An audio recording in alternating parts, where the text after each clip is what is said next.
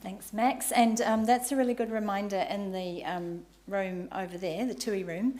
All of our partners are set up with posters and information. So if you want more information, morning tea, lunchtime, after the end of the formal program, it's a good opportunity to go and have a chat in there. And on that note, we thought we'd just spend a little bit of time introducing each of the BPA partners. So first up, I'd like to introduce Carl Mazzaroto, Business Manager at Plant and Food Research. Carl supports the relationships between the science, people and the client's customers. Welcome, Carl. Great, thanks, Nikki. Good morning, everybody.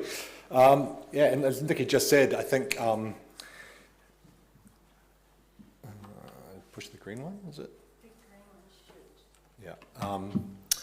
Yeah, we're here. There's lots of plant and food people here today, so please connect with them. I actually might even get all the plant and food people just to stand up and give everyone a wave so they know who you are. And if you have a question around plant and food, you can see we're all really heavily invested in connecting with industry. So good to see so many of my teammates here. And this is our purpose, and our motto is a smart green future together. And you can sort of understand from that how well that fits in with the BPA.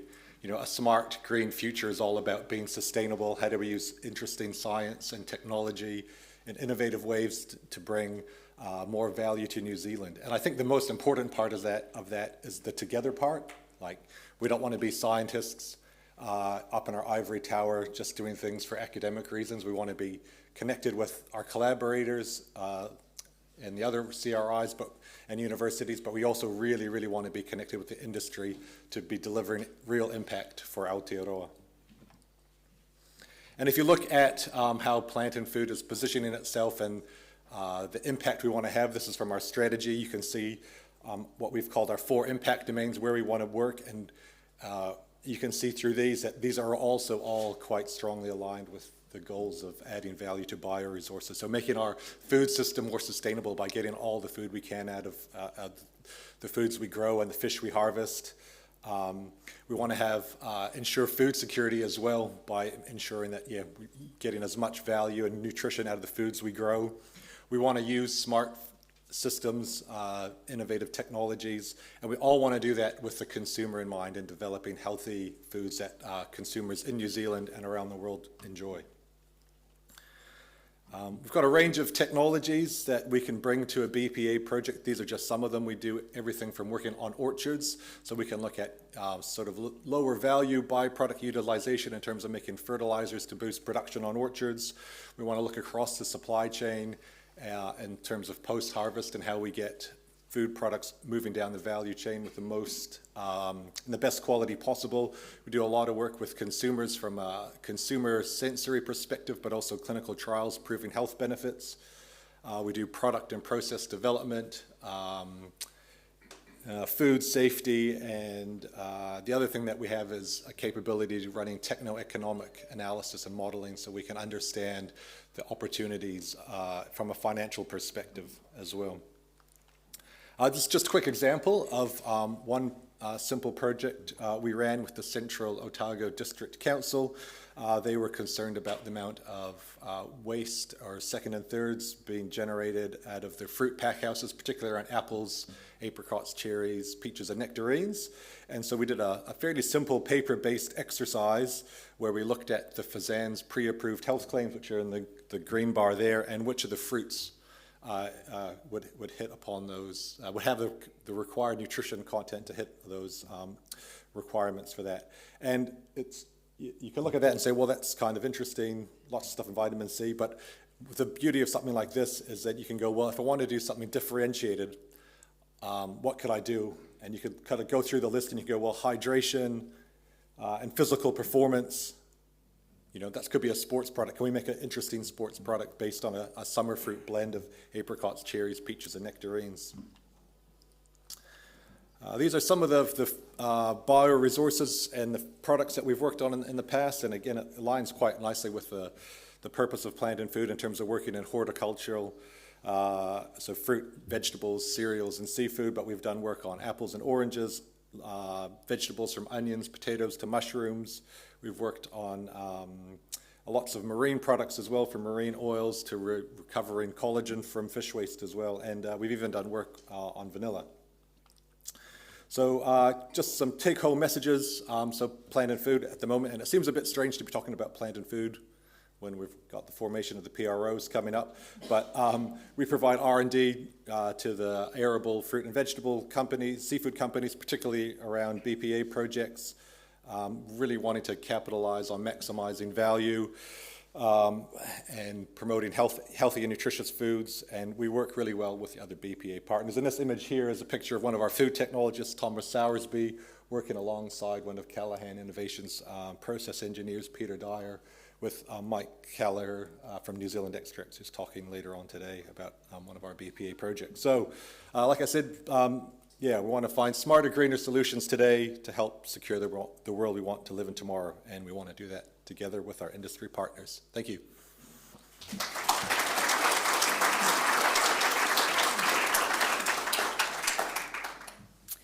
Thanks, Carl. Next, we will have Nina Butowski, who's a scientist and the business manager in the partnerships team at Ag Research. Welcome, Nina. I was wondering what photo you were going to put up there. I've aged well. Thank you for letting me speak today, Nikki, and lovely to be here. So, Ag Research, who are we? So, in various guises over the last 100 years, we've supported research in Aotearoa, New Zealand, and we're responsible for delivering innovative science and research outcomes for the agricultural sector. We've got campuses across New Zealand, Ruakura up in Hamilton, Grasslands in Palmerston North, where I'm based. Then we've got Lincoln in Christchurch and Invermay down in Mosgiel. Our core purpose is to deliver research to enhance the value, productivity and profitability of New Zealand's pastoral, agri-food and agri-technology sector. Our research capabilities and expertise. So there's quite a lot, and I don't expect you to read everything on this list, but this is really to illustrate that our science capability spans the agricultural value chain with a focus on integrated systems. All of our aspects of our research can be linked and are underpinned by an integrated farm systems approach. So in animal science, we've got things like genetics and genomics and methane mitigation and adaptation, through to forage and microbial science, climate change, biocontrol and biosecurity, and then food and bio-based products where we typically interact with the BPA. We've got processing and manufacturing capabilities for meat and dairy and non-traditional products, all the way through to food safety, gut health, microbiome, and various in vitro models. Finally, we've got sustainability and environment, where we can do life cycle assessment analysis, soil health, weed mitigation, etc. So as you can see, we've got a broad and a deep understanding of these systems and capabilities. But how do we apply our expertise to your situation? So I wanted to try and give you sort of context as to what a BPA project with us might look like if you haven't done one before.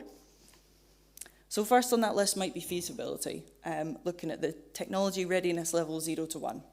So how could your biological byproducts be utilised, or is your idea or concept even conceivable? For Ag Research, we understand the pastoral farming systems through food and fibre manufacturing and the people within those systems. So an example here was the zero alcohol beer project that we'd completed. So we were determining the feasibility of taking curcumin peptides from spent grain and hops and then using them to enhance the flavour profile of non-alcoholic beer. The next stage in this pipeline is typically product development around the TRL 2 to 7 sort of step. And the purpose of this step would be to facilitate the design process from concept through to prototype system. At Research, we have labs and pilot scale facilities where we can look at traditional meat or dairy products through to alternative proteins and precision fermentation. We also have experts in food quality and assurance. For example, this project here was looking at alternative binders for NDF and fibreboards that use quite a harsh chemical. So we looked at waste plant straw or feathers actually as a binder. Next step might be characterization. This could sit anywhere along the TRL spectrum, but the purpose would be to understand the quality and the value of your product. We have a wide range of capabilities in this area, from prediction of food aroma and texture, all the way through to bioactivity of nutrients and in vitro digestion fermentation. This project was actually with a summer student, and it used keratin to try and develop different ways of using, instead of using chemicals, in injection moulding. Finally, we have performance. So testing your prototype product. How does it actually perform, and how can we help optimize it? One of our capabilities here is the life cycle assessment and eco-design, where we're world leading. And if you'd like to find out more, please scan this jazzy QR code. So the example here we have is the meaty bar, where we actually looked at the nutritional and functional health benefits of the product, all the way through to the life cycle analysis of the individual ingredients. So we've got a strong system understanding, and we can help you determine the next steps. Thank you very much for listening. And I'm going to copy Carl. Actually, there's heaps of AgriSearch people in the room. If you'd like to stand up and give us a quick wave. But come and have a chat to us. I promise it's more exciting than me standing up here chatting. So, yeah, thank you very much for your attention.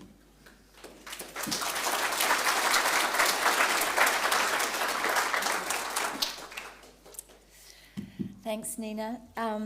And next, Owen will introduce us to Callaghan Innovation. You've already met the virtual Owen, but Owen is the Chief Engineer for the Biotechnologies Group at Callaghan, and he's the long-serving member of our BPA board. Thanks, Owen. Big green button. You. It's always a bit cringeworthy seeing yourself on video, but anyway, let's move along. So I thought I'd start with something slightly different and explain the BPA concept itself. I'll just use the digital pointer. So typically we've got a primary processing factory where you've got your primary processing feed. It might be dairy, it might be apples, it might be mussels, anything, let's say. It typically needs a whole lot of water, and it needs a lot of energy to run the factory. And usually that energy is in the form of fossil fuels to some extent. Out of this, we get the primary product. Let's say if oranges went in, it might be orange juice that comes out this end. The byproducts that we might have got from this process is something like orange peels. Our job is to turn, in the BPA in general, these solid and liquid byproduct streams, we don't call them waste streams, we do not use that phrase, into economic opportunities. Now, Callaghan's particular role in all this is to do processing at a big scale so that we can really maximise the chance of it being commercialised. So what do? Let's move on to the next slide.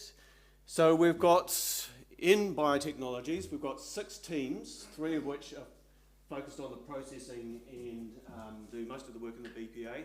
So they are the fermentation team. We do fermentation anaerobic, that is, up to about 1,000 litre scale. We have my team, food processing team, which is based up in Auckland, and we work very closely with a food bowl to use food processing technologies at a big scale. And Steve Talon's team is process engineering, which does things like supercritical extraction in particular, large-scale solvent and water extraction, membrane processing, and all the kind of operations that you need to do in a sequence to get to a final product. Allied with that, we have 3 other teams who can then look at the products that we've made and tell you what's in it, chemical composition-wise and bioactivity-wise. Moving along, here's a fairly large list of the types of raw materials that we've worked on. I don't want to go through the whole list because that's going to use up my 5 minutes quite quickly, but you can see that they cover agricultural, horticultural, dairy, meat processing, just about every type of raw material that might have gone into that generic factory that you saw before, and a byproduct stream that's come out. So we do both solid and the liquid streams, so we've done an awful lot of work on liquids like dissolved airflow from dairy plant. Lost the track of what I was saying there. Anyway, we've had some commercialisation successes as well. Avavo was our product based on avocado flesh, and many of these others are becoming commercialised as we speak as well. Finally, a slide on processing at large scale. Here you can see, we'd call this a pilot to a demonstration scale trials is being carried out at the food bowl. Again, it's processing the avocado. I'll use the digital pointer on this side.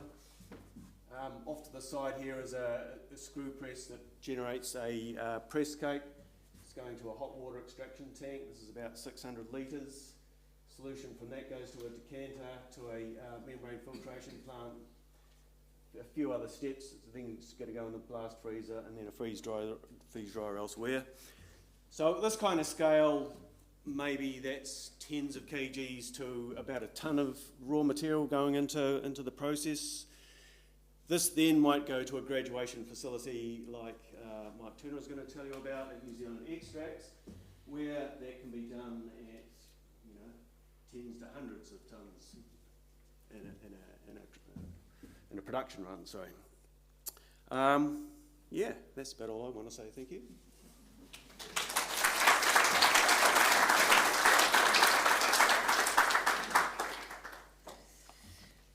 Awesome, thanks Owen. And next up is Mark Gaugler from Scion. Mark's also a BPA board member. He's a chemical engineer and heads up Scion's distributed and circular manufacturing portfolio.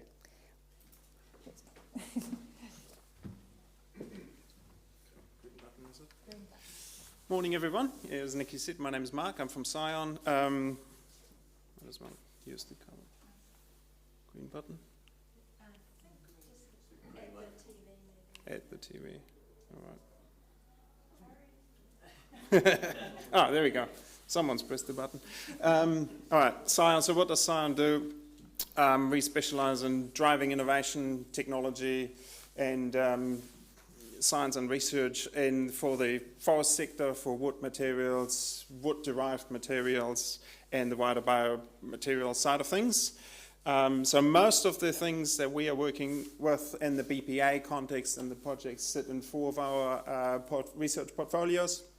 If we start from the left, so looking at higher value biorefineries, so that is extracting components out of biomaterials that then will go high value apply, which we often define as $10 a kilo or more.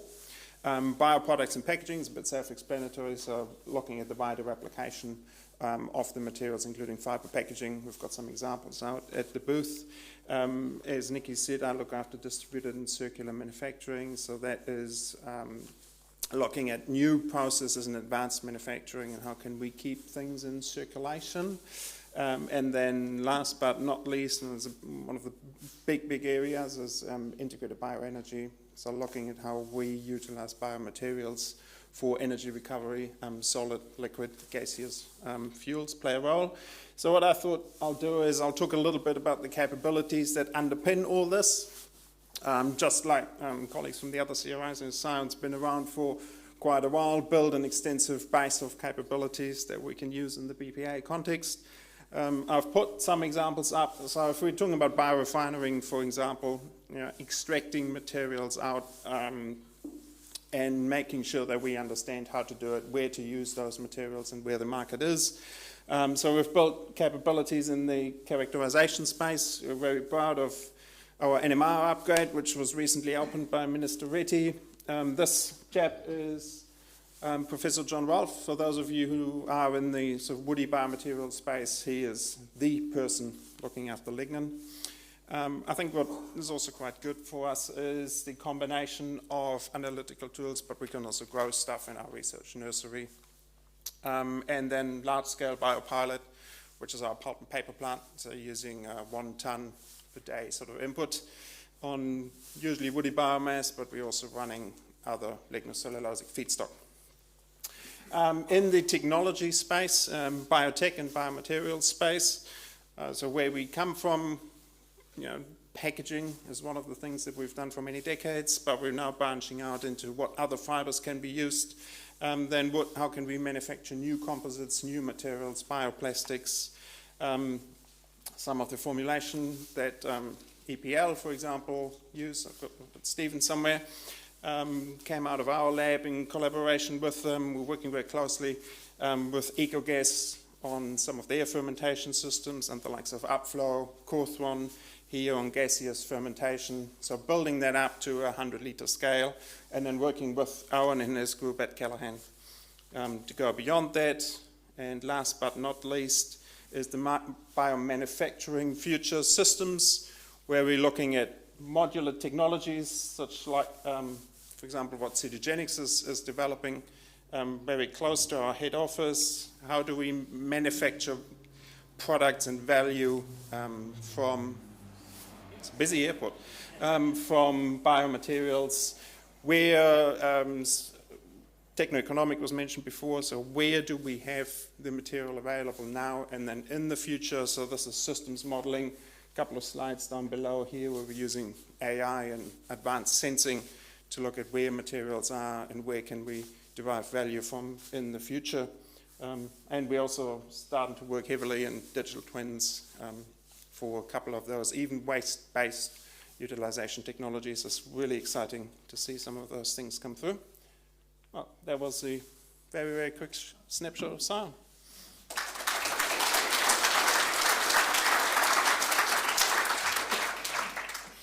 Thank you, Mark. And as Max mentioned, a really important part of the BPA is the Collective of New Zealand Universities. So Peter Gostomski, who represents New Zealand universities on our BPA board, will talk about them.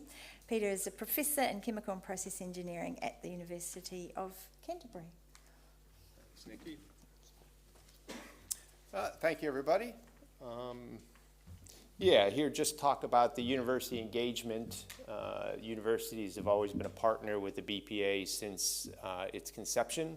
So it's an opportunity to leverage the resources and the capabilities at the universities. We are not, all tertiary institutes have engaged with the BPA since its conception, as Max said, in 2012, and it's always been a part of the BPA about developing that next generation of researchers in the applied research space. All disciplines are eligible to work with the BPA. Of course, it has to align with the BPA goals. They've tended to be the interns, the masters and the PhDs have tended to be science and engineering focused, as you might appreciate, but they're not limited to that. So there is opportunities for ancillary type areas that would support the wider scope of BPA goals in some of the other disciplines. I don't think we've had a Polytech project come through, and one doesn't come to mind, but a research project at a Polytech, a master's project, would be eligible to be considered. We may have done one, but I don't remember. Types of projects, a big one for us is the summer interns. As an engineer, it is one of New Zealand's real strengths is the opportunities for our technical students in science and engineering to do summer interns and get that applied opportunity as part of the degree. It's something that's been lost in a lot of countries overseas for various reasons. New Zealand still supports it. It's a required component of engineering degrees, and it helps. I can't say enough. I mean, how it helps the students appreciate the degree. The number of conversations I've had with students over the years where they say, oh, after my summer work, it all makes sense now. I understand why I'm learning these things, be it technical or more the professional skills. What you're giving to the students when you provide these internships. I know sometimes it seems like you put more in than you get out, but that's in the short term. What you're providing to the students in the long term is really valuable. And then for some of you, it's an opportunity to test before you buy. There's been many employers who have offered jobs to students that they've had for summer work. It is, as I said here, they can be, ideally they're going to be located at the industrial partner, but they can be at the university partner, but we're looking for strong industry engagement for those internships, and you can see the funding. We're not a big funder of PhDs and masters in terms of straight up funding. So don't think that we're the well of endless PhDs and masters. You know, we're funding one PhD a year full up, or a couple of masters, and we give a decent stipend, but there is opportunities to leverage, do some co-funding, look at other funding streams, but again, it's aligning with the BPA goals and having a strong industrial engagement applied application. I don't have as many pretty pictures and examples as some of my colleagues and some of the CRIs, but I just listed some projects here that students have done in the past. Some have been very successful, some have been commercialized. So remember that engaging with universities, when you do these projects, that opens up, just like with the CRIs, that opens up all the resources at a university when you start to engage with the students in this way, well, with the PhDs, and but I'll come back, and also, like I said, all the strengths that you get out of the internship program. With that, I'll conclude, and thanks. Have a great day.